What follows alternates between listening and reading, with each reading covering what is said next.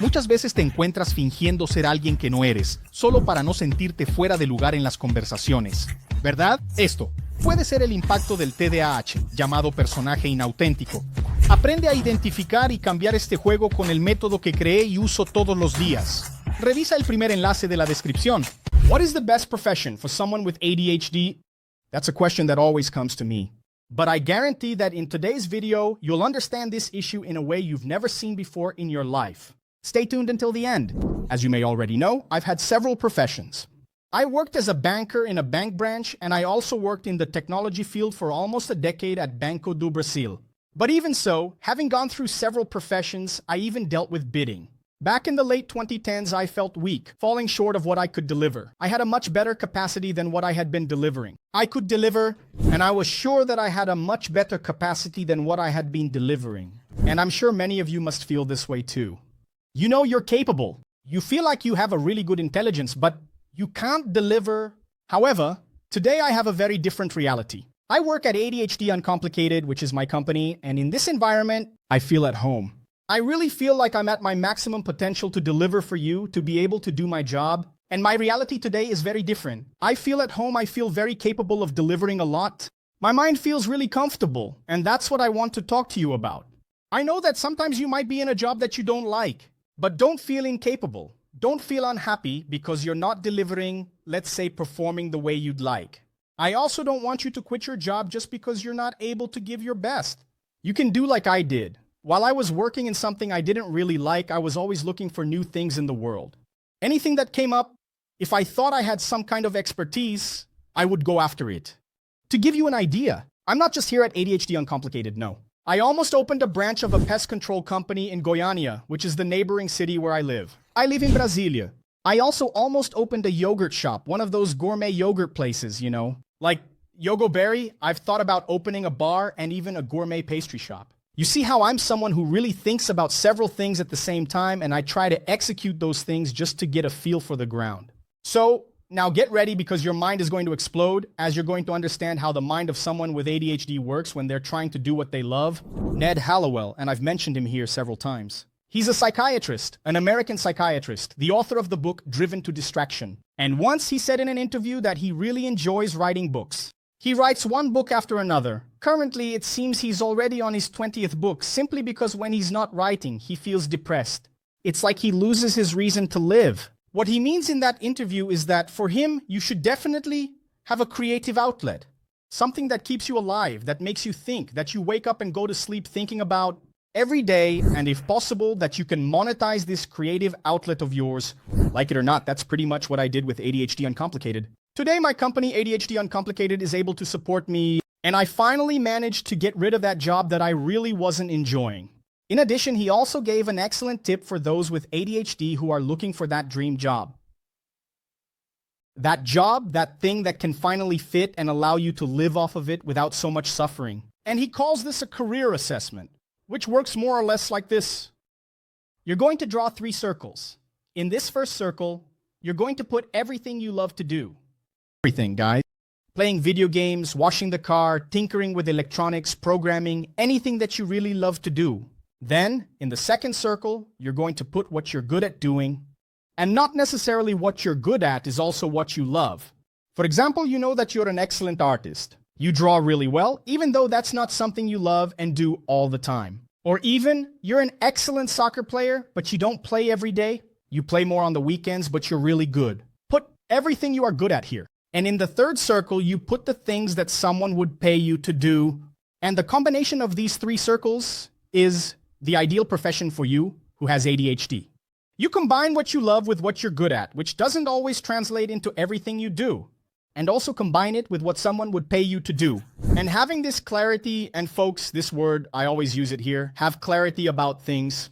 Because with clarity, you can direct all that effort exactly towards the profession and the craft that you really want to pursue without wasting time on what's outside the circle. For us who have ADHD, it's like wasting precious time in life. It's just like where I was working. That, even though it was a nice place, paid well, I wasn't happy and I was dying a little more each day in there, it just doesn't work. However, many of you might be saying that you already work in something that falls within those circles. In other words, you are, in theory, already working with what you like. But even so, you don't Find enough motivation to work every day. You find it kind of boring, slow, it's still not great.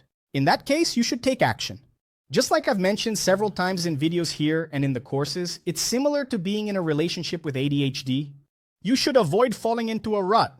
You should ask your boss to give you new challenges, new tasks. You can ask to work in another department of the company after several years of doing that when you just can't take it anymore.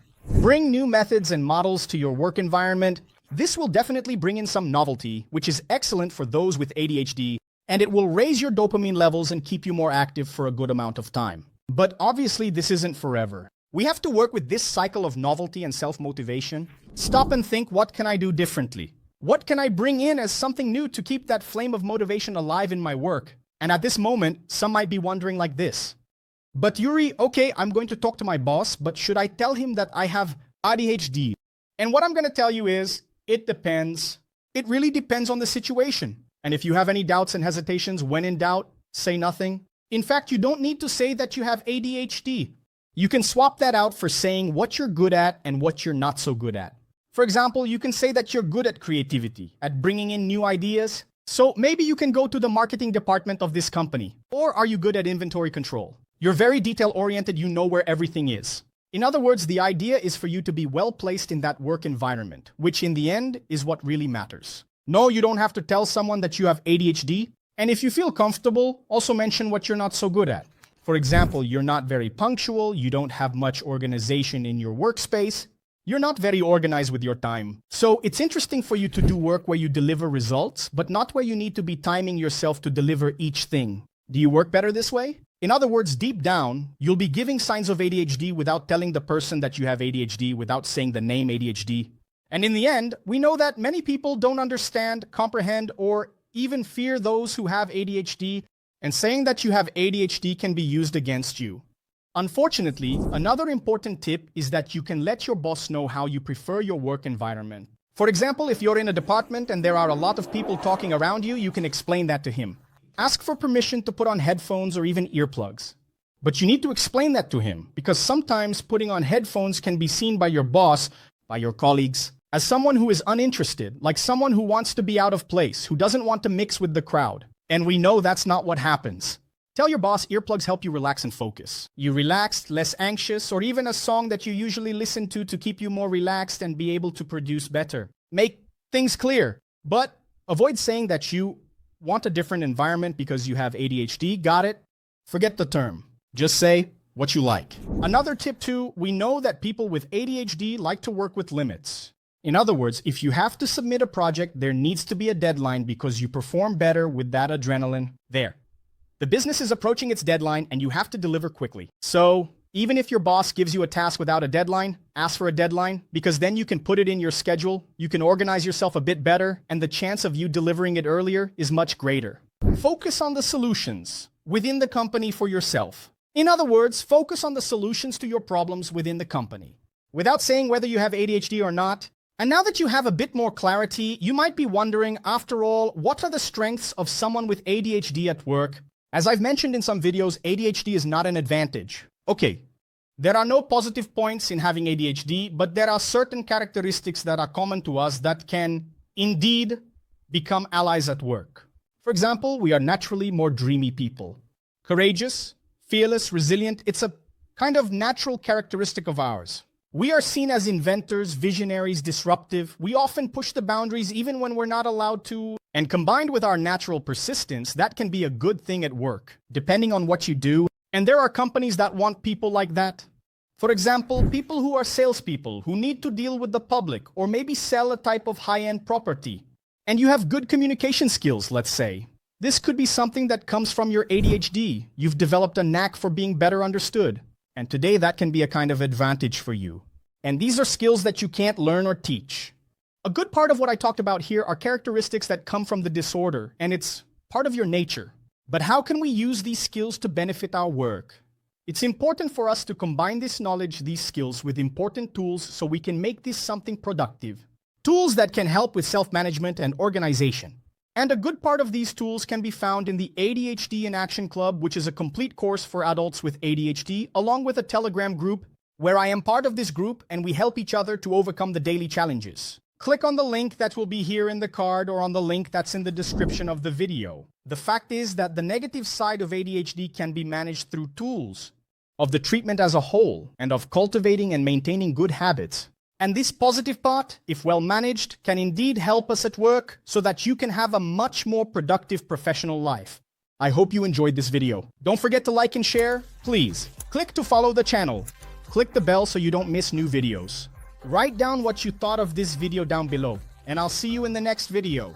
Thanks, see you later and bye. La vida profesional del TDAH depende mucho de la comunicación. Cómo te comportas en el trabajo o cómo te ven puede ser decisivo en tu ascenso profesional. El problema es que difícilmente alguien te explica cuál es la mejor forma de actuar en esos casos hasta ahora. Te voy a explicar cómo dominar la vida profesional en el primer enlace de la descripción.